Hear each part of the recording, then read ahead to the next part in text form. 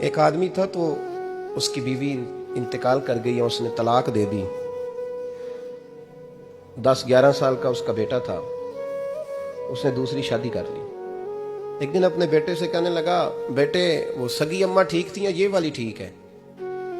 تو بیٹا کہنے لگا, ابا جی یہ ٹھیک ہے. وہ سگی امی جھوٹ بڑے بولتی تھی, سگی امی جھوٹ بڑے بولتی تھی, جھوٹی تھی, یہ سچی ہے.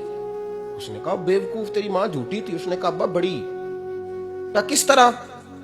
کہنے لگا, ابا جی میں نا کبھی, آپ کو پتا میں شرارتی ہوں, کبھی میں شرارت کرتا تھا نا, کوئی برتن توڑ دیتا تھا تو میری سگی اماں مجھے تھپڑ مار کے باہر نکالتی تھی.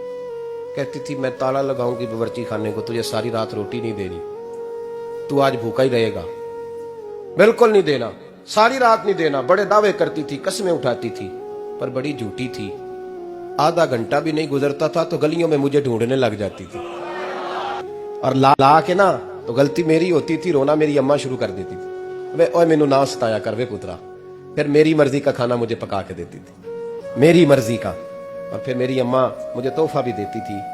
ابا جی وہ جھوٹی تھی, پہلے کہہ رہی تھی ساری رات نہیں دینا, اب آدھا گھنٹہ. یہ بڑی سچی ہے جواب بھائی ہے. میں شرارت کرتا ہوں تو تھپڑ مار کے نکال دیتی ہے, کہتی ہے روٹی نہیں دینی. پھر میں ساری رات رو کے گزارتا ہوں پر نہیں دیتی. یہ سچی ہے, وہ جھوٹی تھی.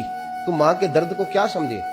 بچے تو کہتے ہیں اماں نے ہمیں قید کر دیا, اماں کہتی ہے میری مرضی سے کھاؤ. اور تجھے نہیں پتا اس نے قید نہیں کیا, وہ تم سے پیار بڑا سچا کرتی, اور بڑا سچا پیار کرتی ہے تیرے ساتھ, بڑا سچا. کہ میرے جیسے پیر کے ہاتھ میں 5000 روپیہ نذرانہ دو نا, پیر صاحب دعا کرنا, تو پیر صاحب نے دعا پکی یاد کی ہوئی ہے سب کے لیے, رٹی رٹائی, اللہ خیر کرے, اللہ بھلا کرے, اور سب کے لیے رٹا لگایا ہوا ہے.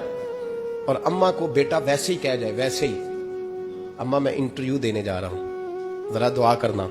وہ بیبیاں منگا کے دعائے تنجینہ پڑھانا شروع کر دیتی ہے. وہ ساری رات مصلے پہ بیٹھی. اس درد کو سمجھنا. وہ بھائی بڑا ویل ڈریس بیٹا ہوتا ہے, ویل ڈریس نوجوان, وہ 18,000 کا جوڑا پہنتا ہے, 7,000 کا جوتا خریدتا ہے, وہ قیمتی قسم کی گھڑی استعمال کرتا ہے. لیکن اسی بچے کے جب اپنے بچے ہوتے ہیں نا, تو بیوی کو کہتا ہے یہ لے 10,000 روپیہ, بچوں کے کپڑے خرید لے, میرے صحیح ہیں, ابھی کل ہی تو خریدے تھے. اور باپ, اور تو سمجھا ہی نہیں یار, 30 سال باپ نے جوانی ساری سعودی عرب کو دے دی, لیکن تیرا خیال رکھا. تو ماں باپ کے بارے میں, اور یہاں بچے حساب کرتے پھرتے ہیں, بھائی تو پچھلے مہینے بھی 5,000 دیتا سی, تسی پیسے ادا کر دے کی ہو. ماں باپ سے حساب کرتا ہے تو. ماں اور باپ یہ تو حسن ہے زندگی کا, یہ تو وقار ہے انسان کا. جب تک ماں باپ کا ہاتھ پکڑ کے چلو گے نا, رستے سیدھے رہیں گے. اور جس دن انگلی چھوڑ کے سڑک پہ نکلنا پڑا نا, سر چکرانے لگے گا. یاد رکھنا, یہ بڑا مشکل کام ہوتا ہے. لوگوں کا تو رخ ہی اس دن واضح ہوتا ہے جس دن آدمی سائے سے محروم ہوتا ہے. ماں اور باپ. تو پھر یہ بھی سن لیں, نبی پاک صلی اللہ تعالی علیہ وآلہ وسلم نے ماں باپ کے لیے فرمایا, ہما جنتک و نارک, یہی تیری جنت ہے اور یہی تیرے لیے جہنم ہے. اگر یہ راضی ہو گئے تو تیرے لیے جنت ہے, ناراض ہو گئے تو چاہے تو 100 پیر کے مزار پہ حاضری دے آ, لیکن جب تک ابا راضی نہیں اتنی دیر تک اللہ راضی.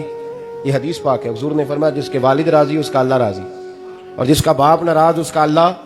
ہاں بے شک, اب یہ حدیث ہے نا, تو سارے ولی ایک طرف بیٹھ جائیں, کہیں یا اللہ بخش دے مرید کو, لیکن اگر ابا کہے یا اللہ نام معاف کرنا, تو اللہ ان اولیاء کی نہیں مانتا, والد کی مانتا ہے. اس لیے بلے شاہ آسمانی اڈ دیاں پڑھنا ہے, جیڑا گھر بیٹھا انہوں پڑھیا ہی نہیں.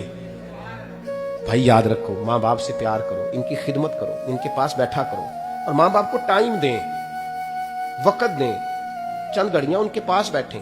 آپ یقین کریں ابا جی سے آپ مشورہ کر لیں, صرف مشورہ, مرضی بے شک اپنی کریں, لیکن اس مشورے میں آپ کو اتنا سایہ ملے گا کہ زندگی میں کبھی ناکامی نہیں ہوگی. تو پھٹے پہ جو نلائق ہماری طرح کا بیٹھا ہے اس سے مشورہ لینا ہے, والد سے نہیں لینا.